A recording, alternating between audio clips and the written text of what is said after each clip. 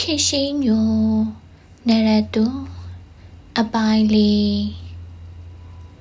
လေးလေးဖူဖူရဲ့အတန်းကြောင့်အဝတ်စားအိတ်ကိုတိတ်ချပြင်းနေရင်လှည့်ကြည့်တော့ဖူဖူကအခန်းတကားနာတောင်ရှောင်နေပြီတကားပေါက်မှာကိုနှွဲ့ကမိလိုက်ပြီးသူ့ကိုကြည့်နေတာမို့သူထိုင်နေရာကနေထားပြီးဖူဖူရှိရာကိုရှောက်လာလိုက်ရင်ဘာကိစ္စရှိလို့လဲဖူဖူသူ့ကိုဖူဖူကမော့ကြည့်ပြီးကောင်းခါပြလိုက်တယ်ဖူဖူတခုခုပြောချင်ပုံပေါ်နေပေမဲ့ဘာမှမပြောဘဲသူ့ကိုသာစိတ်စိတ်ကြည့်နေတာကြောင့်သူတက်ပြင်းချလိုက်ပြီတွားအောက်ထပ်မှာစောင့်နေလေးလေးဆင်းလာခဲ့မယ်အမေကြီးတည်ရင်ဖူဖူအဆုခံရလိမ့်မယ်အမေကြီးကအဆောင်ကူရာကိုမကြိုက်ဘူးအထူးသဖြင့်ယောက်ျားလေးအဆောင်နောက်ပြီးစာကြည့်ရရဲ့ထက်ခိုးလေးမှရှိတဲ့ရသားရဲ့အခန်းယောက်ျားလေးဆောင်နဲ့မိန်းကလေးဆောင်ချကစာကြည့်တိုင်းလေးမှာသူ့အခန်းလေးတည်တံ့ဖွဲထားတယ်။ဒါမှနှစ်ဆောင်လုံးကိုမျှကြည့်လို့ရတာလေ။အမေကြီးကပြောတယ်။လေးလေးတင်းလင်းစီလိုက်သွားမလို့တဲ့။ဟုတ်လား။ရတာမျက်မှောင်ကျုံလိုက်ပြီ။ဖူဖူလေးလေးပြောတာကိုကြားလား။ဖူဖူပြောချင်တာရှင်အောက်ထပ်စာကြည့်တိုင်းထဲမှာစောင့်။လေးလေးရဲ့အခန်းကိုတက်မလာရဘူးလို့ပြောထားတာကိုဖူဖူကစီကံဖောက်လိုက်တာပဲ။အဲ့ဒါမျိုးလေးလေးလုံးဝမကြိုက်ဘူးသူအတန်မမာနဲ့ပြောလိုက်တော့ဖူဖူတယောက်မြုံဝုံအိမ်ထဲမှာမျက်ရည်လေးဝိုင်းတက်လာပြီးခြာကနေလှည့်ထွက်ကအောက်ထပ်ကိုပြေးဆင်းသွားတယ်သူအတော်လေးစိတ်ညစ်သွားတယ်ဖူဖူကိုသူ့ကင်တွဲဖို့တိတ်ခတ်နေပြီလားလို့ပြန်စဉ်းစားမိတယ်လင်းပြောသလိုပိုဆိုးလာနိုင်မဲ့အခြေအနေတွေကိုသူတကယ်ပဲကြိုတွက်ထားတင်နေပြီလားမုံမခါမှာဖူဖူကအသွက်ဆုံးနောက်ပြီးထိတ်ရအခက်ဆုံးငငယ်ကတော့တိတ်ကိုအပြေကင်းစင်ပြီးချစ်စရာကောင်းတဲ့ကလေးမလေးသူလည်းတိတ်ချစ်ခဲ့တာတဖြည်းဖြည်းနဲ့အရွယ်ရောက်လာတော့ဖူဖူကလှပတဲ့လိပ်ပြားလေးတစ်ကောင်လိုပဲလိုချင်တဲ့သူတွေဝိုင်းဝိုင်းလဲနေတာအလားကုန်မောက်တဲ့ဖူဖူကိုကိုင်းတွေ့ရတာတကယ်တော့တိတ်မလွယ်ပါဘူးအမေလေးနဲ့အမေကြီးတောင်ပြောမရတဲ့အခါမျိုးရှိတယ်ဖူဖူအခင်းတွေ့ရဆုံးသောလူသားကသူ့နဲ့လင်းကအမြဲမရှိပေးနိုင်တော့ဖူဖူနဲ့ပတ်သက်တဲ့ကိစ္စအဝါဝါကသူ့ရဲ့တာဝန်ပဲဖြစ်လာပြန်တယ်ဖူဖူအတွက်သူကအကိုတယောက်ဆိုလဲဟုတ်တယ်အဖေတယောက်ဆိုလဲမမှားဘူးနောက်ပြီးဖူဖူရဲ့ဘဝမှာပထမဆုံးစိတ်ကစားမိတဲ့ယောက်ျားလေးဖြစ်ပြန်တယ်ဒါတွေကိုသူမသိပဲမနေခဲ့ဘူးသူ့ဘက်ကအတက်နိုင်ဆုံးဖူဖူပေါ်တင်းတင်းကြပ်ကြပ်ဆက်ဆံပေးမဲ့ဖူဖူကပိုရဲတင်လွန်လာတယ်လင်းကိုသူ့ပြောပြဖို့စူးစမ်းသေးပေမဲ့လင်းလည်းသူ့ပုံနဲ့တူမှုမပြောပြဖြစ်ပြန်ဘူးဒါပေမဲ့လင်းကရှိမ့်မိနေပြီးသူ့ကိုယ်တော့ပြောပြနေသေးတာပဲမဟုတ်လားဖူဖူရဲ့ဘဝမှာအားကြဆုံးသူကလင်းပဲဘဝရဲ့ကံကောင်းခြင်းတွေအကုန်လုံးကိုလင်းရထားတာပဲလို့ဖူဖူကသူ့ကိုပြောပြဖို့တယ်စိတ်ကြောတဲ့စိတ်ကူးရင်ဆန်တဲ့ကလေးမတယောက်နေနဲ့ဖူဖူကသူ့ကိုယ်သူလင်းဖြစ်ချင်းတလားလို့တော့သူတွေးမိနေသေးတယ်ဖူဖူကလင်းဘယ်တော့မှဖြစ်မလာနိုင်ဘူးဆိုတာသူကောင်းကောင်းကြည့်သိတယ်ဖူဖူနဲ့လင်းကတကယ်တော့တခြားစီပါလင်းကမိုးမခကိုချစ်တယ်မိုးမခကနေထွက်သွားရပေမဲ့မိုးမခကိုပဲအမြဲအောင်မိနေတဲ့သူမိုးမခအတွက်သူ့မဘာလုပ်ပေးရမလဲအမြဲတွေးနေတဲ့သူဖူဖူကတော့မိုးမခမှနေရတာကိုရှက်စရာကောင်းတယ်လို့တွေးထင်နေတဲ့သူဒီနေရာကနေထွက်သွားဖို့အမြဲကြံရွယ်နေသူဒီတစ်ချက်နဲ့တည်းပဲဖူဖူကလေးမဖြစ်နိုင်တော့ဘူးလေသူမှတ်မိနေပါသေးတယ်လင်းမိုးမခကနေထွက်သွားရမယ့်နေ့ကသူ့ကိုဂရိပေးခဲ့တာသူမအသက်ရှင်နေသည်မိုးမခအတွက်ရှင်တန်နေမယ်တဲ့10နှစ်အရွယ်ကလေးတယောက်ကဂရိပေးခဲ့တာမို့ဘလောက်များကြီးကြီးကျယ်ကျယ်နိုင်တယ်လဲဆိုပြီးအမေကြီးရောအမေလေးပါတွေးခဲ့မိတာဒါပေမဲ့လင်းလင်းထုံးဆိုတဲ့ကလေးမကလင်းလင်းထုံးပဲဖြစ်ခဲ့တယ်အခုအချိန်ထိမိုးမခအတွက်သူမရှင်တန်ပေးနေခဲ့တာဒီမိုးမခတစ်ခုလုံးလဲပတ်ဖို့သူတယောက်တည်းအားနဲ့မယုံနိုင်ဘူးလေလင်းနဲ့သူနှစ်ယောက်ပေါင်းပြီးတောက်ထားနိုင်လို့အခုလိုဟမ်းမပြတ်စီးပွားရေးလေးတစ်ခုနဲ့ကလေးတွေကိုဆက်လက်ပြိုးထောင်နိုင်နေတာအမေလေးမရှိတော့တဲ့နောက်ပိုင်းမိုးမခါမှာလူတစ်တွေလက်မခံတော့ပါဘူး ဒီလူတွေကိုပဲအဆုံးထိထောက်ပံ့သွားမယ်ဆိုပြီးဆုံးဖြတ်ခဲ့ကြပေမဲ့မျက်နှာလွှဲထားဖို့အင်အားမရှိတိုင်းဒုက္ခချိုးကိုကဲတင်မိပြန်နေသူခီးဆောင်အိတ်ကိုတေချာပိတ်ပြီးအခန်းထဲကထွက်လာတော့စာကြည့်လိုက်တဲ့ဖူးဖူးနဲ့တူကြော်သူရတို့ညီကိုပါရှောင်နေတာတွေ့လိုက်ရတယ်သူအောက်ထပ်ကိုဆင်းလာတာမြင်တော့ကြော်သူရကဖူးဖူးကိုပြောနေတဲ့စကားရှက်သွားတယ်ဖူးဖူးကိုတခုခုဖြောင်းပြနေတဲ့ပုံမှာပဲကျော်သူရကဖူးဖူးနဲ့ပတ်သက်ရင်တန်ရောစင်နည်းနည်းလေးပိုတာသူရှိမိပါတယ်ဒါပေမဲ့လည်းလူငယ်တို့တဘာဝမှုသူမတိချင်အောင်ဆောင်ထားတယ်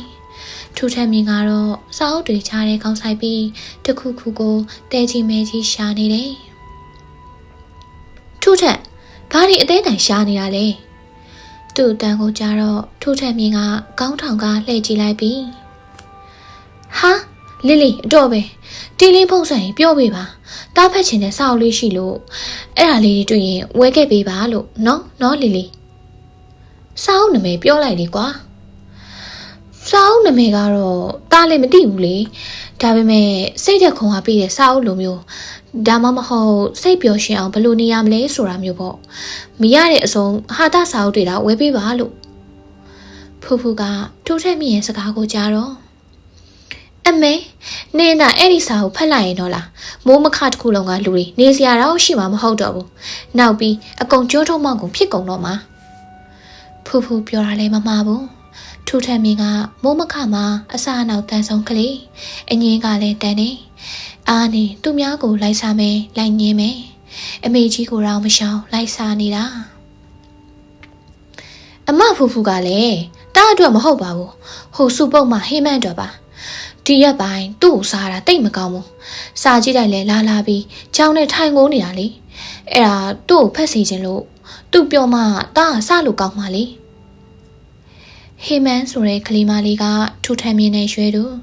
ဒါပေမဲ့ဟေမန်ကထူထမ်းမြင့်နဲ့မတူပဲစိတ်ခံစားကြဖို့ရှိတယ်အသက်9နှစ်အရွယ်တုန်းကသူ့အမေကိုယ်တိုင်မိုးမခကိုလာအပ်သွားတာအကြောင်းပြချက်ကတော့နောက်အိမ်တော်ပြူတော်မှမို့လို့တဲ့အဲ့ဒီတုန်းကအမေလီလည်းတက်ရှိထင်ရှားရှိနေစေဆိုတော့အမေလီရဲ့ဆန္ဒကြောင့်ဟေမန်ကိုမိုးမခမှာလက်ခံလိုက်တယ်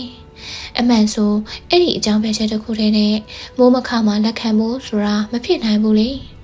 ဟေမန်ကိုသူ့အမေက6လတစ်ချိန်လောက်လာကြည့်တယ်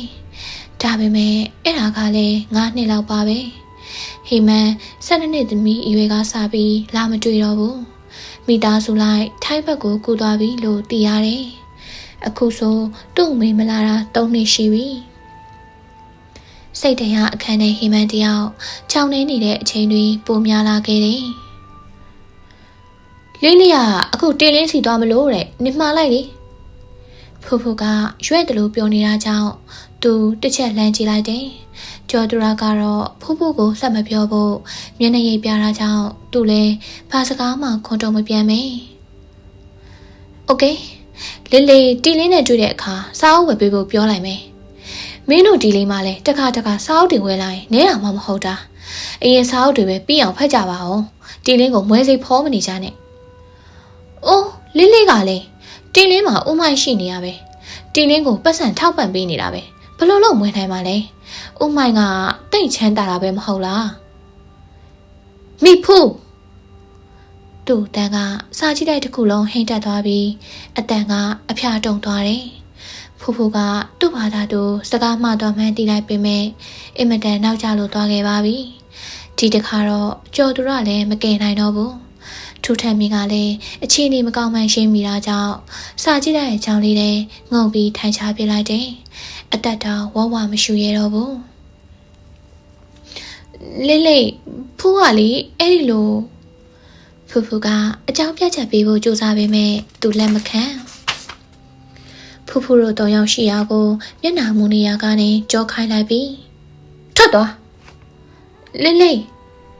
စာကြည့်လိုက်ထဲကနေအကုန်ထွက်သွားကြသူ့ရဲ့အတန်ကဒေါသမပါတော့ပေမဲ့ပြက်သားနေတာကြောင့်ကျော်သူရကဖူဖူရဲ့အင်ဂျီစာကိုဆွဲပြီးထွက်သွားဖို့မျက်နှာရိပ်ပြလိုက်တယ်ဖူဖူရဲ့မျက်နှာအင်မတန်ပြက်ဆင်းသွားပြီးမျက်ရည်တွေတလိမ့်လိမ့်ကျဆင်းလာခဲ့တယ်ဖ ဖူဖူတယောက်ရတာစိတ်ဆိုးသွားပြီဆိုတာတည်တော့ချိမကိုင်းမိလက်မကိုင်းမိဖြစ်ရတယ်ဒါပေမဲ့အခုနေချိန်ရတာအနာလဲသူမမသွားရဲ့အကောင်ဆုံးကတော့ရတာပြောသလိုသူမတိစားကြည့်တဲ့ထဲကနေထွက်သွားဖို့ပါပဲငိုတမ်းမထွက်ပေမဲ့ရှိုက်တန်တစ်ချက်တော့ထွက်ပြီးစားကြည့်တဲ့ထဲကနေသူမပြေးထွက်ခဲ့တယ်ဖူဖူရဲ့နောက်ကနေကြော်သူရာကခတ်တွတ်တွတ်လေးလိုက်သွားတယ်စားကြည့်တဲ့ထဲထူထမ်းမင်းကအတန်မထွက်အောင်နေပြီးကြံရစ်ခဲ့တယ်ရတာရဲ့နောက်ကျောကိုလှမ်းကြည့်ပြီးတက်ပြင်းကိုအတန်မထွက်အောင်ခိုးချလိုက်တယ်ရတာရဲ့ပခုံးကမတိမတာလေးတုံရင်သွားတော့ထူထမ်းမင်းစိုးရိမ်သွားတယ်လေးလေးများငိုးနေတာလားထိုင်နေရကနေထသွားပြီးလေးလေးကိုပြေးဖက်လိုက်ရမလားသူတွေးမိသေးတယ်ဒါပေမဲ့မဖြစ်သေးပါဘူးလေစားကြည့်တဲ့ထဲကနေအကုန်ထွက်သွားဆိုပြီးလေးလေးပြောခဲ့တယ်မဟုတ်လားသူပုံပြီးကြံရိတ်ခံမှန်းလေးလေးသိရင်အပြစ်ကပိုကြီးသွားအောင်မယ်ထူထမ်းမြင်လေးလေးအတွက်ဘာလုပ်ပေးရမလဲမသိထူထက်ရတာရဲ့ခေါ်တန်းကိုကြားတော့ထူထမ်းမြင်ဝိညာဉ်ထွက်မတက်ထိတ်လန့်သွားခဲ့တယ်လေးလေးကသူ့ပုံနေမှန်းတည်နေတာပဲငကိုတွေကမှထူထမ်းမြင်ကလေးလေးဘလောက်ဆူဆူအမှန်မရှိလေးလေးနာတွေ့ကန်နေတတ်တာလေးလေးတည်တာပဲမဟုတ်လားကဲအခုလည်းမထူတော့ပါဘူးလေးလေးရိုက်ချင်လဲရိုက်တော့ဆိုပြီးထူထမ်းမြင်ပုံနေရကနေပြေးထွက်ပြီးရတာရဲ့နောက်ကျောကိုပြေးဖက်လိုက်တယ်လေးလေးရတာခိတခဏငြိမ်သက်သွားပြီးတအောက်ကျတော့အတန်ထွက်ရှင်မောလိုက်ကထူထမ်းမြင်ဖက်ထားတဲ့လက်တွေကိုဖယ်ချလိုက်တယ်ပြီးတော့ထူထမ်းမြင်နဲ့မျက်နှာချင်းစာရမ်းလိုက်တယ်ရတာရဲ့မျက်လုံးထဲမှာမျက်ရည်စားတွေမရှိပေမဲ့နီးစပ်နေတယ်အရှူးလေးလုံအောင်လည်းမပုံးနိုင်မင်းနဲ့တားတော့လုံအောင်မပုံးချင်ဘူးလေးလေးတာကလိုချင်တာကိုပဲရအောင်ရှူမှာရတာနဲ့ထူထမ်းမြင်အကြည့်ချင်းဆုံးသွားပြီးစက္ကန့်ပိုင်းလောက်စိုက်ကြည့်နေမိတယ်ရတာကအရင်အကြည့်လွဲလိုက်ပြီးထူထက်တာလေးလေးနေရာရောက်တဲ့အခါဘာကြောင့်လုံအောင်ပုံးခဲ့တယ်လဲဆိုတာနားလည်လာလိမ့်မယ်ရတာပကံကိုလိုက်လာတော့သူမရောအိမ်မှာပါတအံ့တော်ဖြစ်ရတယ်အိမ်မှာကတော့ပြောမရတဲ့သူမကိုနားချဖို့စစ်ကူရောက်လာတယ်ဆိုပြီးပို့ပြောနေတာပေါ့သူမကအမှန်တော့လောကနန္ဒာကနေလှမ်းမြင်ရတဲ့ဟိုဘက်ရွာကလေးတွေစီသွားဖို့ကောင်းလေးကိုချိန်ထားပြီးသားအခုတော့အိမ်မှာကလည်းအလုပ်အားရတာကလည်းရှောက်လာတော့သူတို့ကပါခေါ်ဖို့စိတ်ကူးရှာလာခဲ့တယ်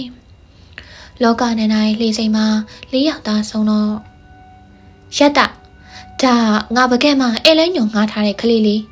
ကောင်းလေးတဲ့ရတာကကောင်းလေးကိုပြုံပြလိုက်ပြီးသူမဘက်လှည့်ကတော်သေးတာပေါ့ငါနင်းတယောက်တည်းရှောက်သွားနေတာလားလို့မသွားရပါဘူးဟာနင်တို့ကလည်းအစိုးရိမ်လွန်ပြန်ကောအေးမကကောင်းလေးကဘယ်မှနေတာလဲဓမ္မယန်ကြီးနာမှာကောင်းလေးကဓမ္မယန်ကြီးနာမှာလို့ဆိုတော့အေးမကသူမကိုတစ်ချက်ကြည့်တယ်သူမကရီလိုက်ပြီးရှောက်တွေးမနေနဲ့ငါပကြီးသွားဆွဲတော့ကသူတို့သားဖားနဲ့စကားလက်ဆောင်ကြပြီးလမ်းပြပေးဖို့ဖြစ်လာတာအေးမကစိတ်အေးသွားဟန်နေဒါနဲ့နင်ကဟိုဘက်ရွာကိုဘာသွားလို့မလို့လဲဘာမှမလုပ်ပါဘူးဟိုရက်ပိုင်းကတယောက်တည်းလောကနန္ဒာမှာလာထိုင်တော့လှေကလေးတွေနဲ့ဟိုဘက်ရွာကိုသွားတာမြင်တော့သွားကျင်တယ်လို့စိတ်ကူးရသွားတာနင်ကလည်းမအားတော့ကောင်းလေးနဲ့ပဲသွားတော့မယ်ဆိုပြီးဒီနေ့ချိန်လိုက်တာနင်ကကြိုပြီးမတိုင်မင်းလို့လေနင်သွားကျင်ငါစီစဉ်ပေးမှာပေါ့မဟုတ်ပါဘူးငါဒီတိုင်းပဲစိတ်ကူးရသွားတာဒီကာလကခီးတော့ပါတဲ့ကာလမို့အဲ့ဒီရွာဘက်သွားတဲ့ခီးစင်ရက်ထားတာခီးစင်ဟုတ်လားအဲ့ဒီလိုရှိသေးတာလားရှိတယ်အဓိကကတော့နိုင်ငံခြားသားဧည့်သည်တွေအတွက်ပေါ့အဲ့ဒီဘက်မှာရွာ၃ရွာရှိတယ်အရှိတီတီအနောက်တီတီနဲ့ဇီကုန်းဆိုတဲ့ရွာသူတို့ကရွာတလေထုံးတဲ့စင်လာတွေကိုတွေ့ကျင်တာလေအဲ့ဒါဆိုငါတို့ကသူတို့အတွက်ခီးစင်တစ်ခုစီစဉ်ပေးရတယ်ဒီဘက်ကနေလှေသမားနွားလဲသမားနဲ့ချိတ်ပြီးရင်ထမင်းစားဖို့နေရာစီစဉ်ရွာတွေကိုနွားလဲနဲ့ပက်ကြည့်ဟာအတော်မိုက်တာပဲငါမသိဘူးကြည့်စမ်းငါဒီတိုင်းနေသွားချင်လိုက်တာဆိုပြီးတွေးမိလိုက်တာမ ငါတို့အတွက်ကတော့ရွာတလေးတွေကတိတ်ထူဆန်းမဟုတ်ဘူးလေနိုင်ငံခြားသားတွေကတော့ကြိုက်တယ်နေပါဦးနေကငါတာဒီနေ့မပိုင်အဲ့ဒီဘက်ရွာကိုဘလို့သွားဖို့စီစဉ်ထားတယ်အော်လှင်းနဲ့ဟိုဘက်ကိုကူမယ်လမ်းလျှောက်ကြည့်မယ်ပြီးရင်ပြန်လာမယ်ပေါ့အမလီမိညံကြီးရှင်ရဲ့လှင်းစိတ်ကနေရွာကိုအဝေးကြီးလျှောက်ရမှာငါလွားလေးဆရာကိုချိတ်ကြည့်ပါဦးမယ်အေးမာကဟိုဘက်ရွာကနေနွားလဲနဲ့လှေစိတ်ကိုလာကြိုးဖို့ဖုန်းဆက်နေတယ်။သူမနဲ့ကောင်လေးကလှေစိတ်နားထိအတူတူဆင်းလာပြီးရေစက်နာကိုသွားတယ်။ကျွန်တော်လိုက်ပြရအောင်မလားအမ။ကောင်လေးဒီနေ့အခြားလောက်ဆရာရှိလို့လား။ကောင်လေးကကောင်းခါပြီ။မရှိပါဘူး။မရှိရင်လိုက်ခဲ့ပေါ့ကောင်လေးရဲ့။အမလည်းအမရဲ့တငယ်ချင်းတွေပါတော့ကျွန်တော်ကရှုပ်နေတယ်လို့ဖြစ်မှာဆိုလို့ပါ။မဟုတ်တာလူများတော့ပို့ပြီးတော့ပြောစရာကောင်းမယ်ဒါနဲ့ကောင်းလေးရောဟိုဘက်ရွာကိုရောက်ဖူးလားမရောက်ဘူးဒါဆိုပို့အဆင်ပြေတာပေါ့ရောက်ဖူးသွားတာပေါ့သူမကရှေးဆက်နားထိရောက်အောင်သွားပြီးဖနက်ကိုချွတ်ကရှေးထဲဆင်လိုက်တယ်အာရှေးရီကကြည်အေးစိတ်နေတာပဲ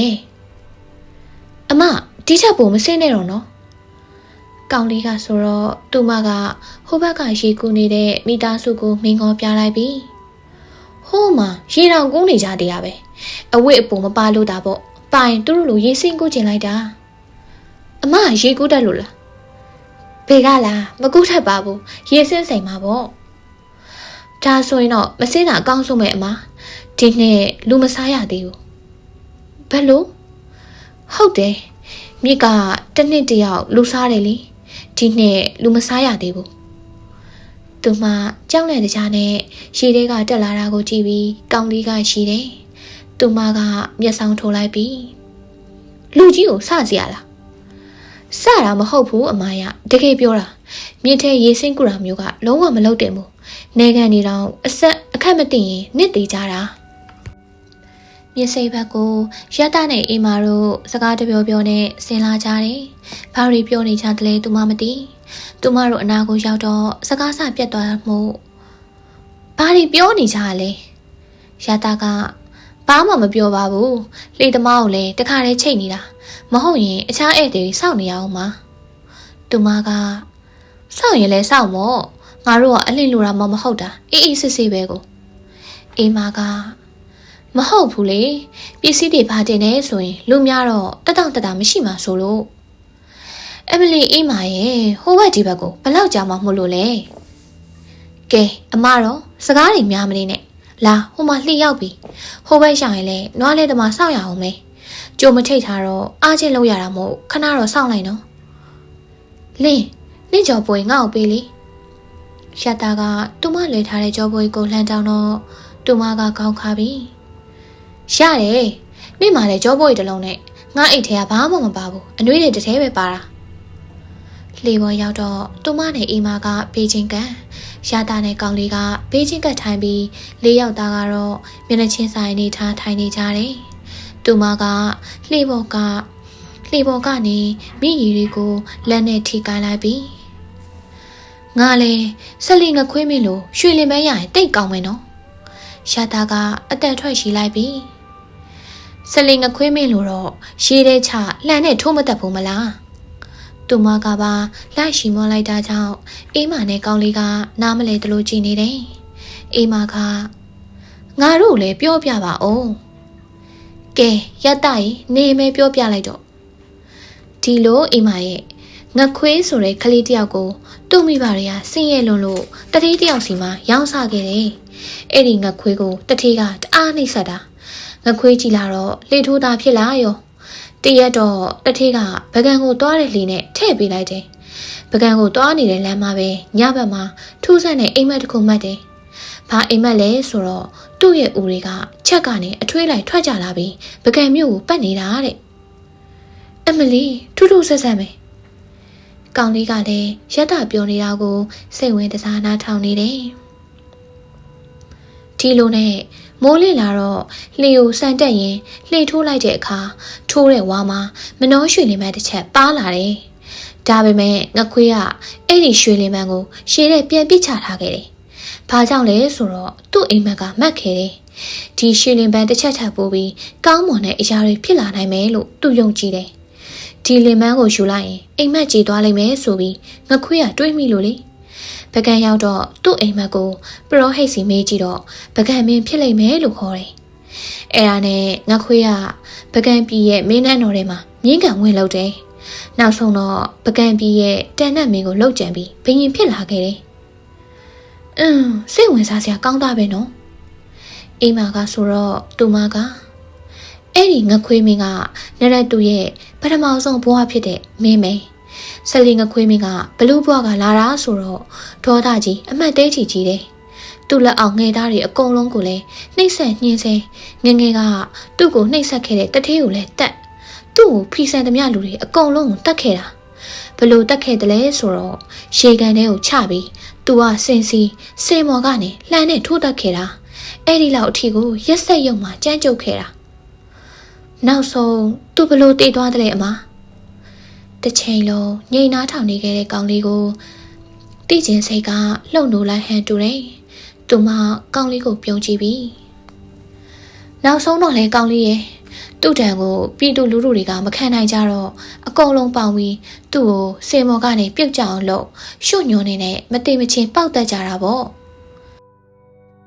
လင်းလင်းထွန်းကမကြခင်ပကံမှာအဲလဲညွန်နေနေရာပြောင်းအောင်လုပ်နေပြီဟဲ့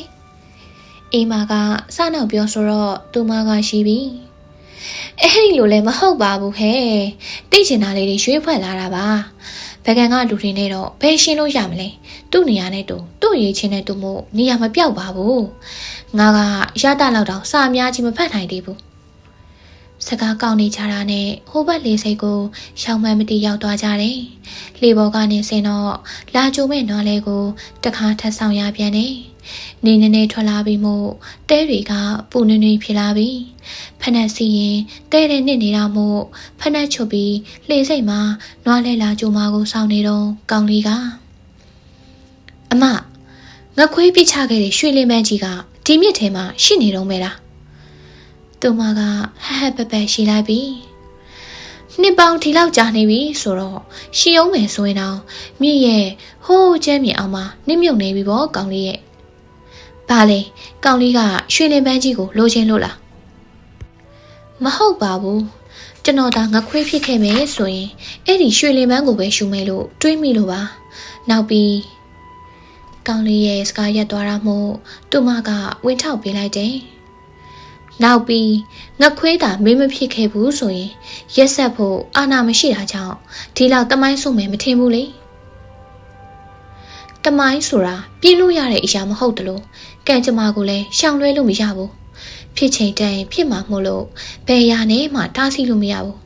ဘာဖြစ်လို့လဲဆိုတော့ငကိုကလေးကဘဝဆိုတဲ့အရာကိုအစအဆုံးဇလန်းရှိသလိုရေးထားပြီးသားလေစက်သိန်းကပြောင်းမှာမဟုတ်ဘူးမကြခင်မှာပဲသူမတို့ကိုလာကြိုတဲ့နွားလေးတစ်စီးဒုံးစားရောက်လာတော့စကားစားပြတ်သွားတယ်မအေးမကြီးရုတ်တရက်မှုလှဲစင်ရတာနဲ့ကြာသွားတယ်အဲ့ရသည်လည်းမဟုတ်တော့လေရတယ်ဥလူပါကျမတို့လည်းကြိုအကြောင်းမကြမိလို့အေးအေးစစ်စစ်ပဲရပါတယ်လဲဘော်ကို၄ယောက်စလုံးတက်လိုက်ကြတယ်ကောင်လေးကတော့လဲနောက်ဖျားမှာခြေထောက်တွဲလောင်းချထိုင်ပြီးလိုက်လာတယ်အေးမပြောသလိုပဲရွာကိုရောက်ဖို့အတော်သွားရတာပဲရွာကိုမရောက်ခင်မှာတဲချောင်းလိုနေရာတစ်ခုကိုဖြေရတယ်အဲ့ဒီနေရာမှာငရုတ်တွေလှမ်းထားတယ်ရွာအဝင်မှာစီးတော်တွေကိုဖျက်ကျော်ပြီးတော့ကလာမချီပင်လို့ခေါ်တဲ့အပင်တွေလည်းအသီးတွေရှဲနေတာပဲအဲ့ဒီမှာတော့ကလာမချီတီတွေကိုနွားတွေကပဲကူစားကြတယ်တဲ့သူမတို့မိုးမခါမှာတော့ကလေးတွေကအလူရက်ကူစားကြတာပဲမိုးမခါရဲ့အနောက်ဘက်မှာကလာမချီပင်ကြီးတစ်ပင်ရှိတယ်သူမတို့ငငယ်တုန်းကဆိုအမေလေးမတိအောင်ရတာကတစ်ပင်မော်တက်ပြီးခူပေးတယ်။ဒေဂျုံနဲ့ခူလို့မရတဲ့အမြင့်ဆုံးထိတက်တာမို့ရတာကိုစိုးရင်ခဲ့ပေမဲ့အဲ့ဒီနာကအတီတွေက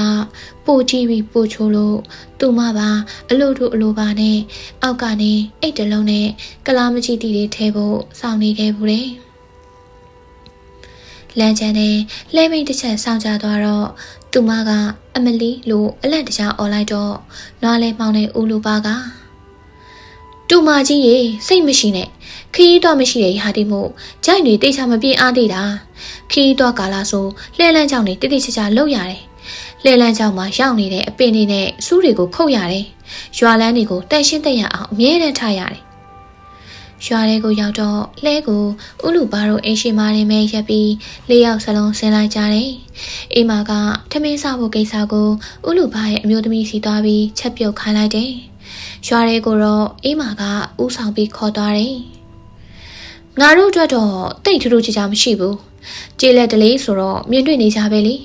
နိုင်ငံခြားသားဧည့်သည်တွေအဖို့ကစိတ်ဝင်စားစရာကောင်းတယ်ဒါကြောင့်ခီးသွားဆိုဒီဘက်မှာနွားလဲဖွဲ့ခေါင်းဆောင်နဲ့ချိတ်ဆက်ပြီးရွာ၃ရွာကိုသွားတဲ့အစီအစဉ်လုပ်ပေးတာထမင်းစားတဲ့နေရာကတော့အိမ်တက်တက်ရှိတယ်နေစိတ်ဝင်စားနိုင်တဲ့သူတယောက်ရှိတယ်လင်းလင်းထောအေးမပြောတော့သူ့မပိုးပြီးစိတ်ဝင်စားသွားတယ်အိမ်မကပြောလဲပြောရွာတွေကစိုက်ကင်တွေကိုပတ်ကြည့်ပြီးအိမ်တအိမ်ကိုခေါ်သွားပြန်တယ်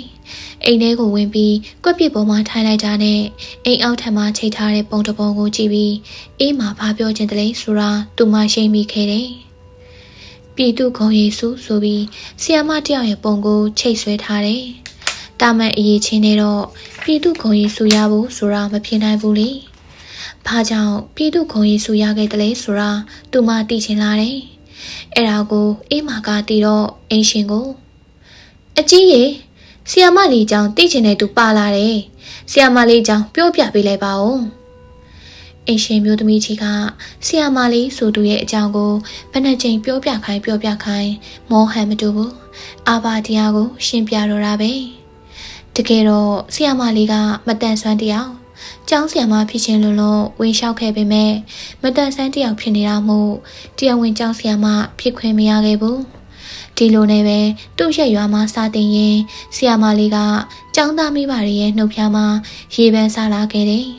ဆရာအင်အားလုံလောက်မှုမရှိတဲ့ရွာကျောင်းမှာလစာတပြားတစ်ချမ်းမှမရပဲစေတနာအပြည့်နဲ့စာတင်ပေးတဲ့ဆရာမလေးရဲ့စေတနာအတင်ပြကောင်းမှုတို့ကြောင့်ဆရာမလေးရဲ့တရင်က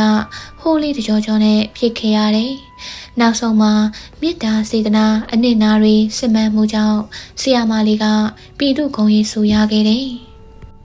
အခုလိုနေရာဒီကာလမှာလဲဆရာမလေးကကလေးတွေကိုအင်္ဂလိပ်စာတွေသင်ကြားပေးနေတယ်လို့အမျိုးသမီးကပြောတယ်။ကလေးတွေရဲ့တိုးတက်မှုကိုအစင်လိုလားသူမို့အမြဲတမ်းလေ့လာစီးပူနေတဲ့ဆရာမလေးကြောင့်နားထောင်ပြီးသူမဆရာမလေးကိုချစ်ခင်မျက်နှာလေးစားစိတ်တွေဖြစ်ပေါ်လာမိတယ်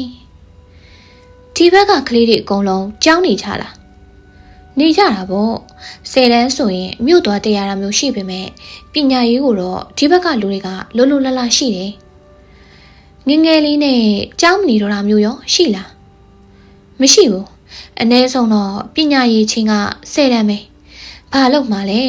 ကြောင်းနေမဲ့အရွယ်ကြောင်းနေရမှာပေါ့ကြောင်းမနေပဲလဲလှုပ်လှုပ်တဲ့ကလေးဆိုတာခက်ရှာရှာပဲသူ့ဘာသာ10တန်းရောက်မှမအောင်လို့မိဘလုပ်ငန်းဝင်လုပ်ကြတာပဲများတယ်ပကံနဲ့ဒီရွာကမိကလေးတစ်ခုသားချပေမဲ့ပညာရေးနဲ့ပတ်သက်ရင်တော့ပင်လယ်တစ်ခုစားလောက်ခြားနာနေတယ်လို့သူမမြင်တယ်။ပကံမှာကအသက်ရှင်နေတော့ဆိုကြောင်းတက်ရတာကိုစိတ်မဝင်စားတော့ပဲဈေးပဲရောင်းချင်ကြတာ။ပတ်စံလွယ်လွယ်ရတဲ့ဘဝကိုပို့ပြီးမမောကြတာ။တဘာဝဆိုပေမဲ့လည်းမိဘတွေကိုယ်တိုင်ကလိုလိုလလရှိလိုပဲဖြစ်ဖြစ်စီးပွားရေးကြက်တဲလိုပဲဖြစ်ဖြစ်ခလေးတွေအပြင်ထွက်အလုပ်လုပ်ကြတာကိုအားပေးကြတယ်။ပညာရေးကအရေးကြီးတယ်ဆိုတာကိုသူတို့အမိခံနေကြတာလို့သူမအာမနာတဲ့စိတ်ထဲကဝေဖန်လိုက်တယ်။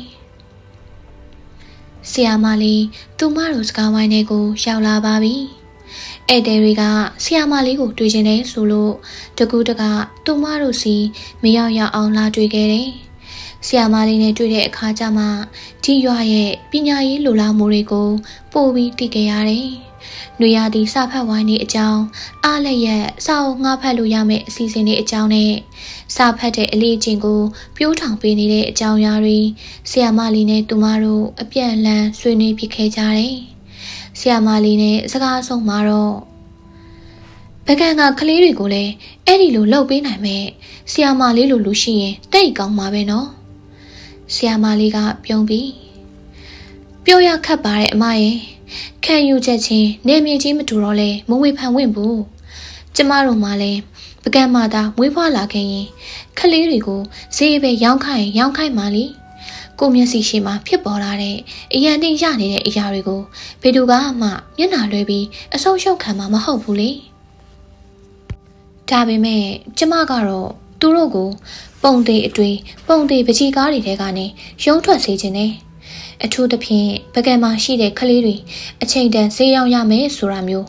ကြောင်းမတက်လဲဈေးရောက်ဆလို့ရနေတယ်ဆိုတာမျိုးပေါ့ကျမဟိုတနေ့ကဆိုခလေးတွေကိုမေးခွန်းမေးကြည့်တယ်ကြောင်းမတက်တဲ့ခလေးတွေကိုပေါ့နောက်3နှစ်နေရင်ဘာဖြစ်ချင်လဲဆိုတဲ့မေးခွန်းခလေးတွေမှာထူးထူးခြားခြားအဖြေမျိုးမရှိဘူး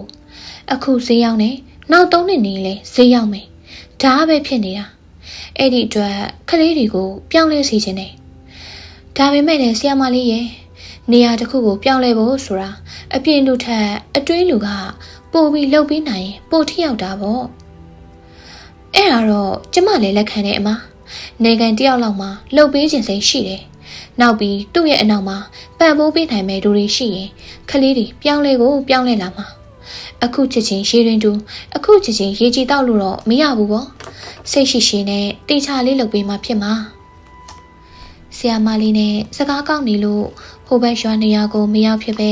ဦးလူပါတော့အိမ်ကိုပြန်ပြီးနေလဲစားထမင်းစားခဲ့တယ်နေတအားပူနေတာကြောင့်တအောက်အနာယူပြီးရင်ပကံဘက်ကိုပဲပြန်ဖို့ဆုံးဖြတ်ခဲ့ကြတယ်အပြန်တော့လဲပေါ်မှာရတာက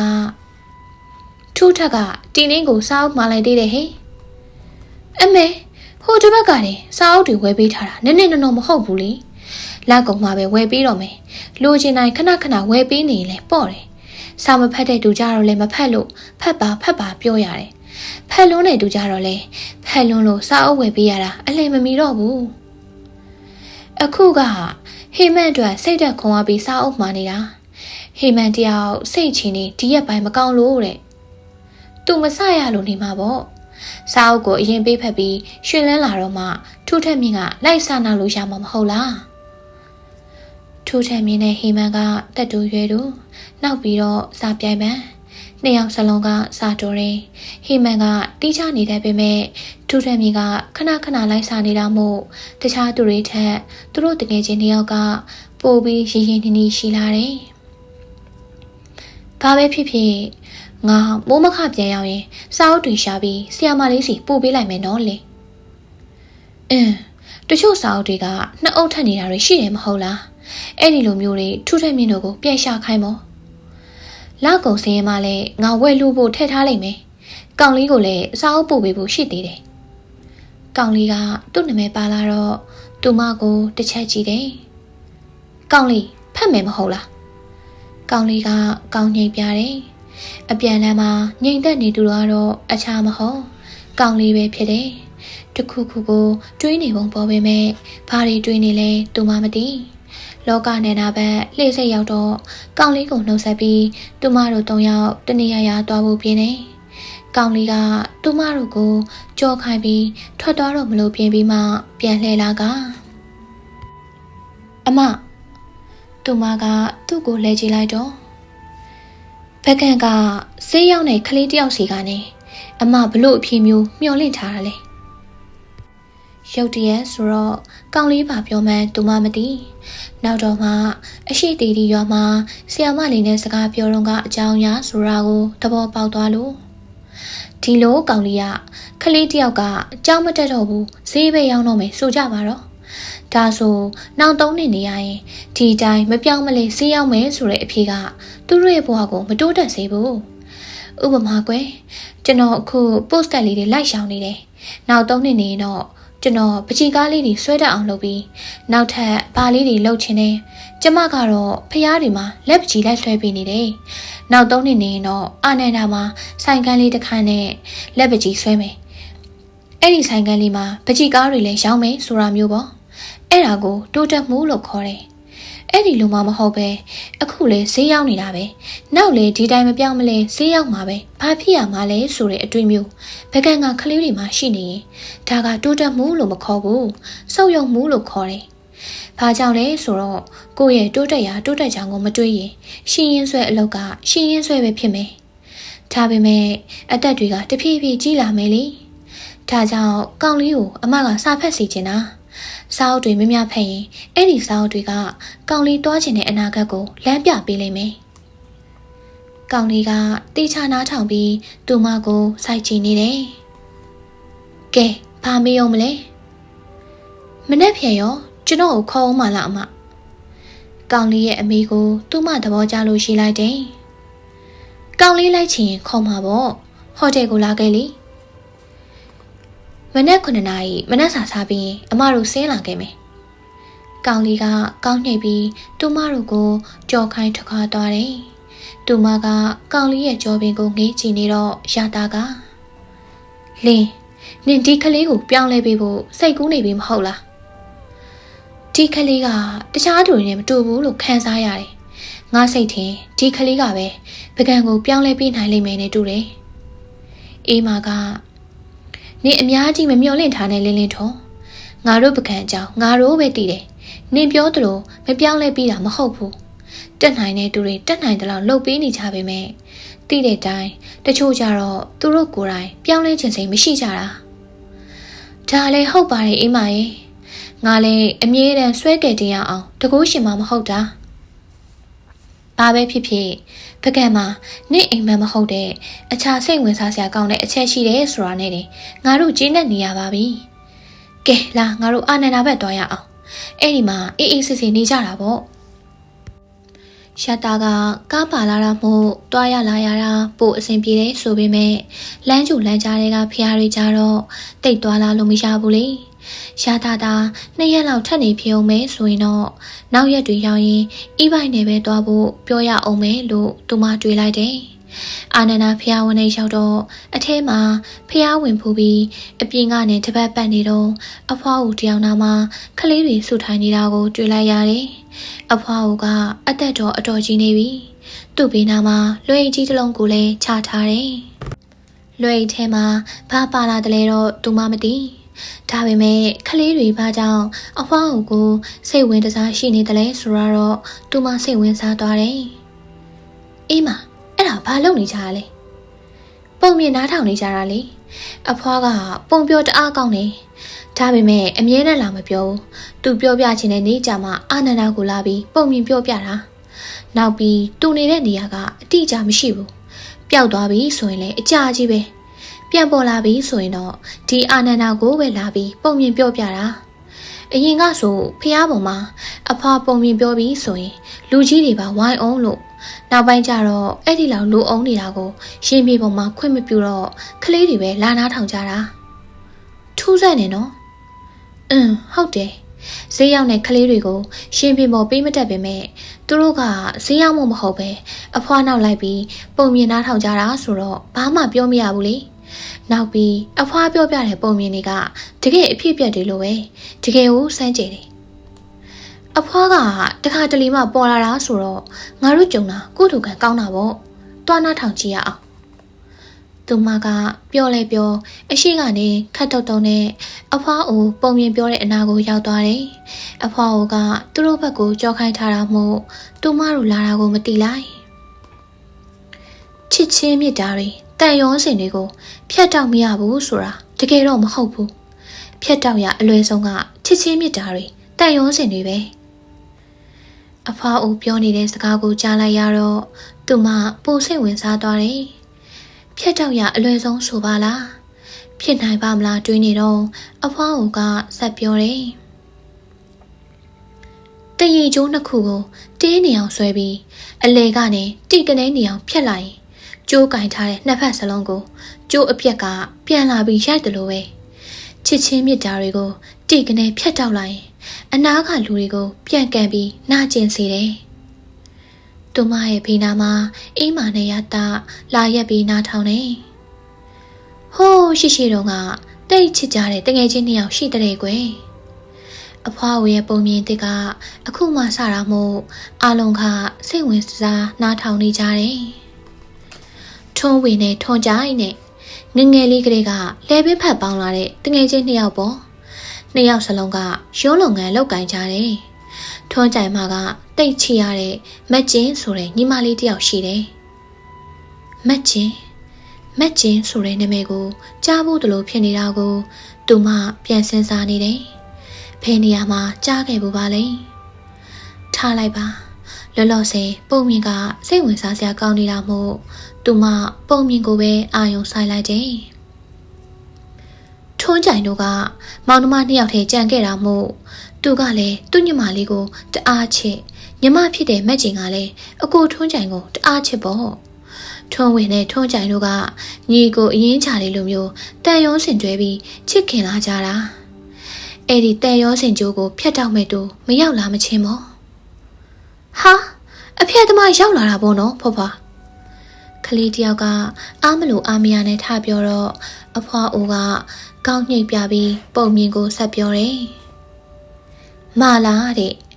ထုံးဝင်နဲ့ထုံးကြိုင်ရှိတဲ့ဗကန်ဒေတာလေးကိုဒုက္ခတွေတဲလာတဲ့ကောင်မလေးတယောက်ပေါ့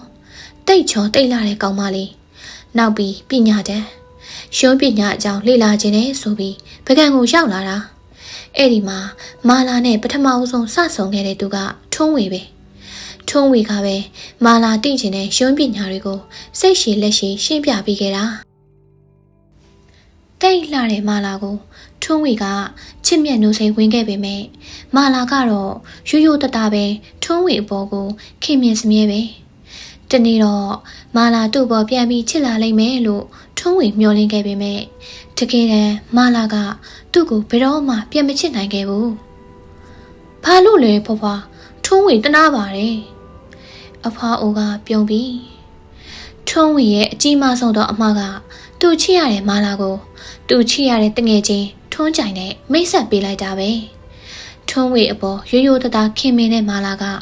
ထွန်းကြိုင်ကိုကြမြင်မြင်ချင်းချစ်သွားခဲ့တယ်။ဟာမာလာကလည်းမမိုက်ပါဘူး။ထွန်းဝေတနာပါတယ်။ခလေးတယောက်ထပြောတာကိုတူမလည်းစိတ်ထဲကနေထောက်ခံလိုက်တယ်။ဟုတ်သားပဲမာလာကထွန်းဝေကိုပဲကြိုက်တင်နေမဟုတ်လား။ထွန်းဝေကအဲ့ဒီအကြောင်းတွေကိုမသိခဲ့ဘူး။ထွန်းကြိုင်ကလည်းဘာသားနဲ့ထုထားတာမို့လို့လေမာလာကိုကြိုက်တာပေါ့။ဒီလိုနဲ့တရက်တော့ထွန်းဝေထွန်းကြိုင်နဲ့မာလာတို့အေယာဝတီမြစ်ထဲလှေတစည်းနဲ့တနေရာကိုတွားကြတယ်။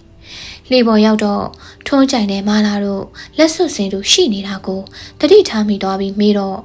အဲ့ဒီမှာတင်ထွန်းကြိုင်နဲ့မာလာချစ်သူတွေဖြစ်နေကြပြီဆိုတာကိုထွန်းဝေသိခဲ့ရတယ်။အဲ့ဒီတော့လှေပေါ်မှာတင်ပြဿနာတွေတက်ကြတာပေါ့။ထွန်းဝေကမာလာကိုချစ်လွန်လို့တူးထောက်တောင်းပန်ခဲ့တယ်။တကယ်တော့ဘဝအဆက်ဆက်တန်တရားအမုန်းကျိန်စားတဲ့ကြားညက်ခဲ့ရသူကထွန်းကြိုင်ပဲ။ဘဝအဆက်ဆက်တန်တရားအမုန်းကျိန်စားသူမနှုတ်ခမ်းဖျားကနေတူတူလေးရွတ်ဆိုကြည့်လိုက်တာနဲ့จิตသိမ်းမှွင်ညင်ထားလာတယ်။ထွန်းဝေနဲ့မာလာတို့ရဲ့အမုန်းကျိန်စားက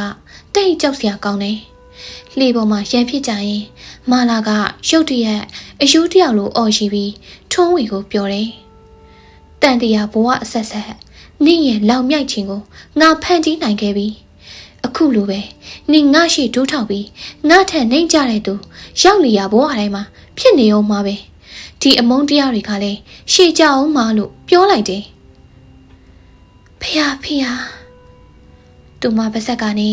ဖေဟာပဲတနိုင်တော့တယ်။အဲ့ဒီစကားလုံးကသူမရဲ့အိမ်မက်ထဲကစကားလုံးတွေပါလား။တန်တရားဘဝအဆက်ဆက်သူ့၏လောင်မြိုက်ခြင်းကိုဖန်တီးရတဲ့သူဖြစ်ပါစေ။အမုန်းတရားတွေရှိကြပြီးကျွန်တော်မျိုးမရှိတူးထောက်ရတဲ့သူကျွန်တော်မျိုးမထက်နှိမ့်ကြတဲ့သူဖြစ်ပါစေ။သူမအလို့ရနေခဲ့တဲ့အိမ်မက်ထဲကကျိန်စာကိုအဖွားအိုကဘလို့လို့တည်နေခဲ့ရတာလဲ။သူမရဲ့ခြေဆုံဟာနေရမှာရင်ကွေးညွတ်ပြီးပုံရက်သားလဲကျသွားတယ်။လင်းထုံရှတာနဲ့အေးမာကရုတ်တရက်လဲကျသွားတဲ့သူမကိုစိတ်ပူပြီးအော်လိုက်တာကြောင့်ပုံမြင်ပြောနေတဲ့အဖွားအိုကအတန်ကြားရအနောက်ဘက်ကိုလှည့်ကြည့်လိုက်တယ်။သူမကိုကြည့်ရတာလဲအင်မတန်ထိတ်လန့်တုန်လှုပ်နေခဲ့တယ်။အဖွားအိုနဲ့မျက်လုံးချင်းစုံတဲ့အခါအဖွားအိုရဲ့မျက်လုံးတွေကလည်းထိတ်လန့်အံ့ဩနေအောင်ပဲ။လင်းဘာဖြစ်တာလဲမူးလို့လားနေမကောင်းဘူးလားရှာတာကစိုးရိမ်တကြီးမိတာကိုပြန်မဖြေအားပဲအဖွားအိုကိုစိုက်ချနေမိတယ်။အဖွားအိုကသူ့မကိုကြည့်ပြီးထင်ထားတာထက် ခက်ဆော့ဆော့ရောက်လာခဲ့တာပဲမလားမျက်လုံးကိုတိတ်တိတ်ကြည့်ပြီးမလားလို့အခေါ်ခံလိုက်ရတော့သူမကြက်သိမ်းပြပြထားပြီးရတရဲ့လက်ကိုအာကိုတကြီးဆုပ်ကိုင်းကရတငါဟိုတယ်ပြန်ခြင်းပြီငါ့ကိုပြန်ပို့ပေးပါအေးမာနဲ့ရတကသူ့ကိုတွေ့ခေါ်ပြီးဟိုတယ်ကိုပြန်လာခဲ့ကြတယ်အဖွားကတော့သူမကိုနောက်ကျောဘက်ကနေကြည့်ပြီးတက်ပြေးချကကလေးတွေကိုပုံမြင်ဆက်ပြောနေခဲ့တယ်ရှုပ်တိမရှိပါဘူးလင်းရဲ့ရတကပြည့်ရပြည့်ချောင်းပြောပေးပေမဲ့သူမရဲ့စိတ်ထဲကပူပန်မှုတွေဘလို့မှဖျောက်ဖျက်လို့မရသေးဘူးအိမ်မှာကတော့တခုခုကိုစဉ်းစားနေပြီးသူမနဲ့ရတရဲ့စကားဝိုင်းနဲ့ဝင်မပါအဲ့ဒီအိမ်မက်နောက်ွယ်မှာတခုခုရှိနေတယ်ဆိုတာငါသိတယ်ရတအခုလေတခုပြီးတခုပေါ်လာတာပဲမဟုတ်လားတခုပြီးတခုဟုတ်လားလင်းလင်းထုံအေးမာကဝင်ထောက်လိုက်တော့မှသူမရွှေကူကြီးမှာအရိုက်ခံရတဲ့ကိစ္စကိုဖုံးကွယ်ထားတာအမှတ်ရသွားတယ်ပြောလက်စားနဲ့မထူတော့ပါဘူးဆိုပြီးသူမအကြောင်းစုံကိုပြောပြဖို့ဆုံးဖြတ်လိုက်တယ်ရင်ဖွင့်စရာအာကိုတိုင်ပင်စရာဆိုလို့အေးမာနဲ့ရတာကလွဲပြီးသူမမှတခြားသူမရှိငါပကံကိုရောက်တဲ့နေ့ကရွှေကူကြီးကိုသွားတယ်အဲ့ဒီနာလျှောက်ကလေးကငါ့ကိုအဖွားကြီးတွေကကွက်ကြီးလုံနေကြတာငါလည်းအစသတိမထားမိဘူးဖျားပေါ်ကနေပြန်ဆင်းလာတော့ရိုးတဲ့ဆိုင်ဝင်နေအဲ့ဒီရိုးတဲ့ဆိုင်ကအန်တီကြီးကငါ့ကိုအသက်30ပြည့်ပြီလားချစ်သူရှိလားပကံကိုခေါ်မလာနဲ့ဆိုတာမျိုးတွေထူးထူးဆန်းဆန်းပြောတယ်ဒါနဲ့မကသေးဘူးငါရဲ့လက်ပတ်ကိုလည်းကြည့်ပြီးမိဘအမွေပေးခဲ့ထားတာလို့ဆိုတယ်ငါရုံးဆိုင်ကနေထွက်လာတော့ပတ်စံတောင်းနေတဲ့အဖွားကြီးတယောက်ကငါ့ကိုသူ့တောင်ဝေးနေရိုက်ပြီးပါဇက်ကနေလဲသူ့အကိုကိုငါတက်ခဲ့တာငါတို့ကျိန်စာအမုန်းတွေကြားသူ့အကိုခံရတာဆိုပြီးပျော်ရိုက်တာအေးမာကတအားကိုအံ့ဩသွားပြီဖေးလင်းလင်းတို့ရဲ့အဲ့ဒီအချိန်တွေကနင်ငါ့ကိုဘာလို့မပြောခဲ့တာလဲဒါတော့တယောက်တည်းနေလျှောက်သွားနေတယ်ဟုတ်လားလင်းတစ်ချိန်လုံးငိန်နားထောင်နေတဲ့ရတာကသူမကိုလေးလေးနက်နက်ခေါ်တော့သူမရတာပဲလဲပြီးနားဆွင်လိုက်တယ်ရုပ်တိရှိတာတွေမရှိတာတွေငါထက်မပြောတော့ပါဘူးဒါပေမဲ့အခုချိန်ကစားပြီးနေလောက်ချင်တာငါ့ကိုပြောပြပါငါမတားပါဘူးအနောက်ကနေငါထက်ချက်မကွာလိုက်ပေးမယ်ငါနဲ့ကိုစိတ်ပူတယ်လေ